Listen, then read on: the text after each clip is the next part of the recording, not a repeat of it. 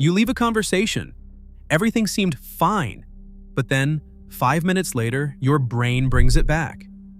Why did I say that? Did that sound weird? Why did they pause before answering? Did I talk too much? Do they think I am awkward now?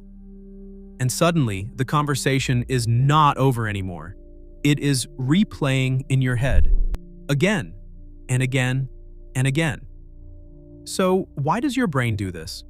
The simple answer is overthinking. But the deeper answer is this. Your brain is trying to check if you are still socially safe. Humans are extremely sensitive to social signals.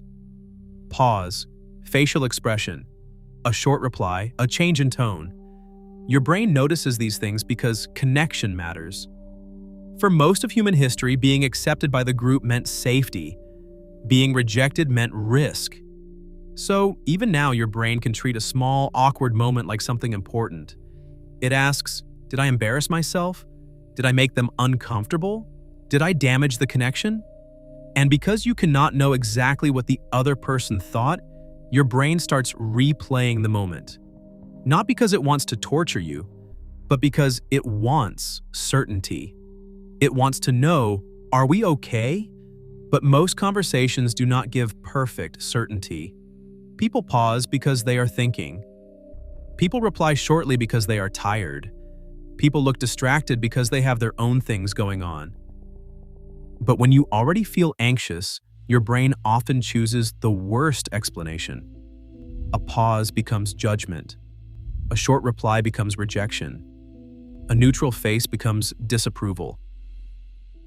This is why replaying a conversation can feel so convincing.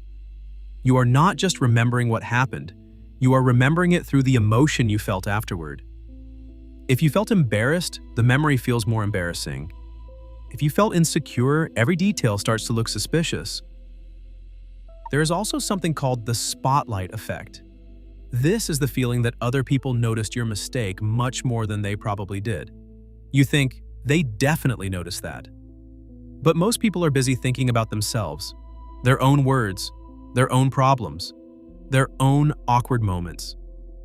The thing that feels huge in your head may have been a tiny moment in their day, but your brain does not always believe that. Because embarrassment makes small moments feel important, and important moments get replayed. The trap is that replaying feels useful. It feels like you are solving something. You think, if I go through it one more time, maybe I'll figure out what they really meant. But often, the replay does not give you clarity. It gives you more details to question. Maybe my tone was wrong. Maybe I interrupted them. Maybe I should have said less. Maybe I should have said more. You are trying to edit a conversation that has already ended. That is what makes it exhausting. So, what can you do? First, name the loop. Instead of saying, I'm being weird, say, my brain is checking for social safety.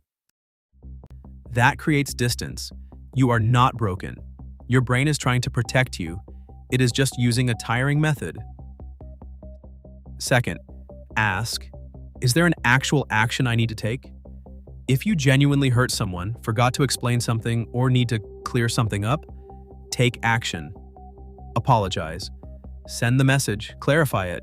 But if there is no real action to take, then replaying is probably not problem solving anymore. It is just your brain asking for reassurance. Third, separate facts from guesses. A fact is, they paused. A guess is, they thought I was awkward. A fact is, they replied shortly. A guess is, they are annoyed with me.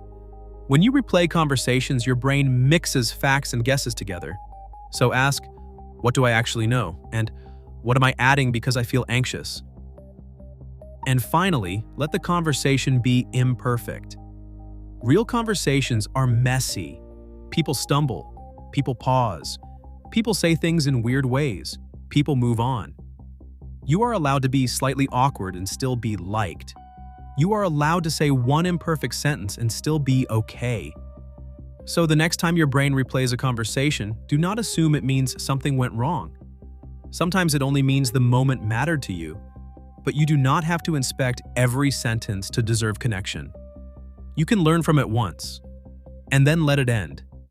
Because peace does not come from finding the perfect thing you should have said. It comes from realizing that one imperfect conversation does not define you. If you enjoyed this video and want to understand more of the hidden mental patterns behind everyday behavior, consider subscribing to Mind Habits.